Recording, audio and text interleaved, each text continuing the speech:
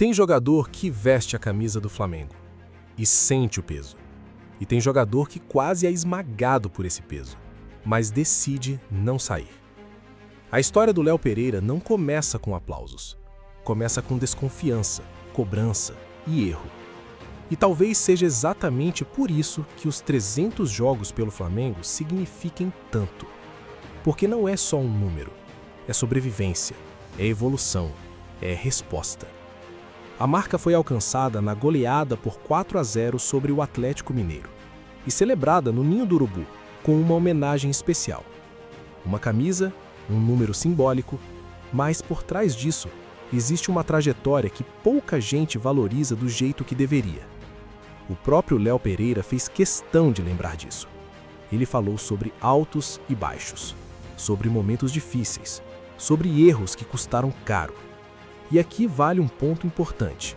No Flamengo, errar não é só errar, é ser cobrado por milhões, é virar assunto, é ser testado mentalmente o tempo todo. E ele passou por isso. Entre 2020 e 2021, o cenário era turbulento. Trocas de técnicos, pressão interna, torcida impaciente, e Léo Pereira virou um dos rostos desse momento.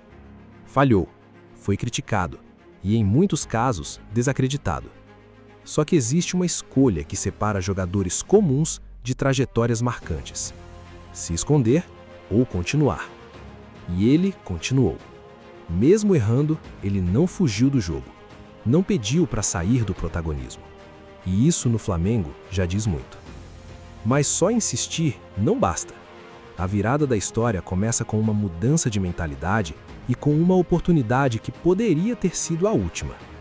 Ela veio com Dorival Júnior. Uma conversa direta, sem rodeio. O recado foi simples: se prepara, a tua chance vai chegar. E quando chegou, não tinha mais espaço para erro. Ele sabia disso. Sabia que poderia ser a última oportunidade de se firmar no clube. E foi ali que tudo mudou.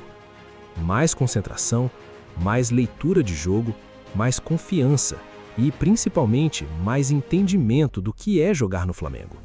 Porque aqui não existe zona de conforto. Você precisa provar, jogo após jogo, por que merece estar em campo.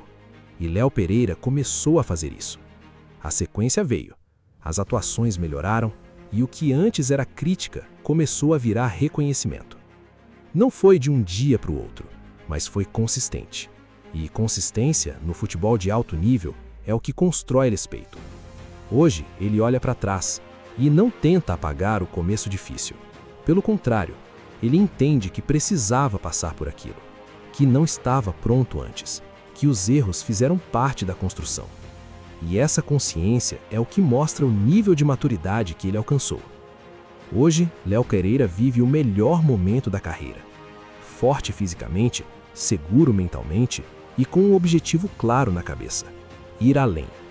A seleção brasileira entrou no radar. Existe a expectativa pela convocação final de Carlo Ancelotti, e ele sabe que está próximo. Mas também sabe que não depende só de expectativa. Depende de desempenho. Depende do que ele entrega com a camisa do Flamengo.